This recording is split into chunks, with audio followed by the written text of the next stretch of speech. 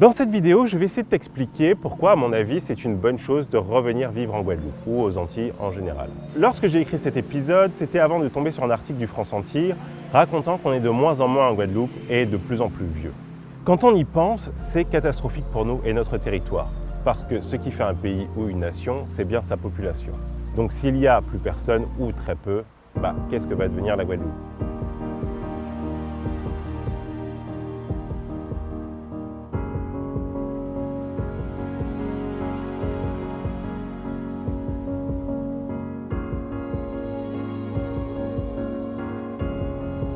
Et si nous, Guadeloupéens, nous ne sommes plus là pour développer cette belle île, qui le fera ? Alors oui, je vais te dire quelque chose tout de suite, pour que ce soit clair entre nous. Je ne crois pas du tout à la théorie du grand remplacement. En gros, c'est une volonté politique ou économique, entre autres, de remplacer une population par une autre. Zemmour utilise cette théorie, par exemple, en expliquant que les Français de souche seront remplacés par des étrangers. Et malheureusement, cette même théorie ressort à l'inverse aux Antilles. On explique qu'il y a une volonté politique ou autre de remplacer les Antillais par des hexagonaux. En gros, des Antillais par des Blancs. Alors, c'est quelque chose qui existe bien sûr, en Nouvelle-Calédonie par exemple. Mais là, il y a des mobiles et des preuves. En fait, je ne crois pas à cette théorie aux Antilles, tout simplement parce qu'il n'y a pas de preuves. Et une théorie avancée sans preuve peut être rejetée sans preuve. Je crois que c'est l'introduction la plus longue du monde. Alors, le but de cette vidéo n'est pas de donner des leçons de morale ou de te dire ce que tu dois faire, mais plutôt de t'expliquer pourquoi, selon moi, si tu hésites ou tu as peur de rentrer vivre en Guadeloupe ou quel que soit ton pays d'enfance, l'endroit où tu considères appartenir, en gros, tu devrais sauter le pas.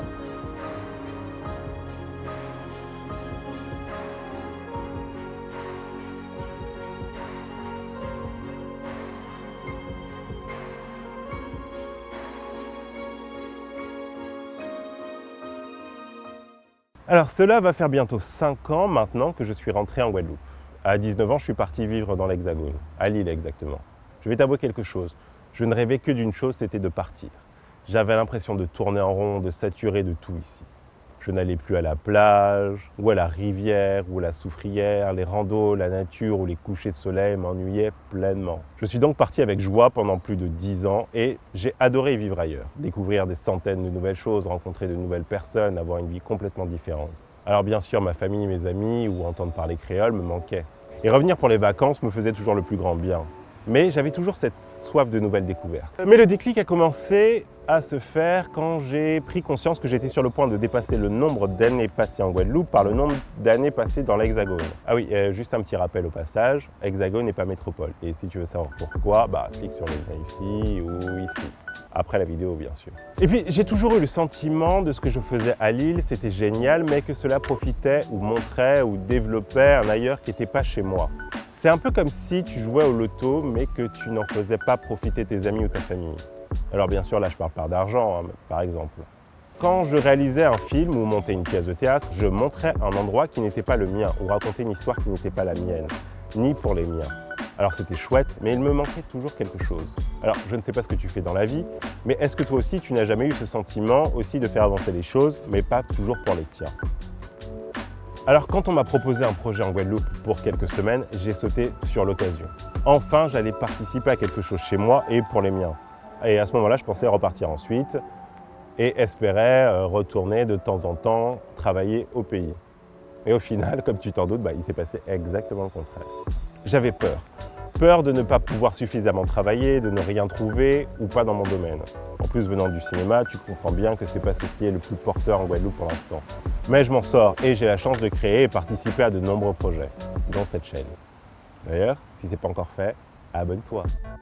Et c'est, je pense, l'une des principales raisons qui empêche certains d'entre nous de revenir, la peur. Peur de perdre une vie stable, un emploi ou des repères.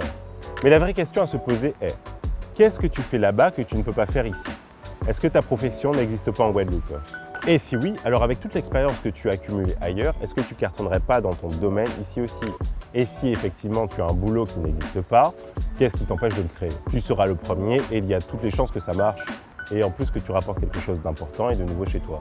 Ça peut sembler un peu naïf dit comme ça, mais il y a plein d'exemples autour de moi, souvent de personnes de mon âge qui sont revenues et qui s'épanouissent dans ce qu'ils font et en plus avec les siens et pour les siens. Pour ma part, par exemple, je n'ai jamais eu autant de boulot, d'opportunités depuis que je suis revenu. C'est paradoxal, non ? On n'y penserait pas, mais c'est le cas. C'est vrai que beaucoup de choses me manquent de là-bas, de la Guadeloupe d'outre-mer. Mais je sais qu'en cas de coup de blues, je peux toujours partir en vacances, par exemple. Et si ton boulot ou ton quartier, ta ville ou ton mode de vie là-bas ne t'excite pas vraiment, qu'est-ce que tu as à perdre à revenir? Alors bien sûr, tout n'est pas parfait en Guadeloupe, loin de là. Mais quel endroit est parfait? Et puis les problèmes ou difficultés qu'on retrouve ici sont-elles un véritable obstacle à ce que tu reviennes? Et est-ce que tu pourrais pas, en revenant vivre ici, aider à résoudre ces problèmes? Apporter ta pierre à l'édifice? Ah oui, il y a quelque chose qui m'énerve au plus haut point, ce sont les Antillais dans l'Hexagone qui passent leur temps à critiquer leurs îles, de loin, sans y apporter la moindre solution nulle part. En Guadeloupe, il n'y a rien, il y a du chômage, il y a de la violence, blablabla, blablabla, blablabla, blablabla. Sincèrement, si c'est ton cas, tais-toi. Ou agis pour changer les choses. Et puis franchement, ce dont je me rends compte tous les jours et qui ne me fait rien regretter, c'est la qualité de vie ici. En dehors du temps même, de la plage, etc. Mais il fait bon vivre. Et malgré le fait que je pense bien connaître la Guadeloupe, je découvre des nouvelles choses tous les jours. Sans compter tout ce qui nous entoure, des dizaines d'îles, de la Caraïbe, l'Amérique latine, les USA, le Canada. Il y a bien des milliers d'endroits à découvrir juste à côté de chez nous.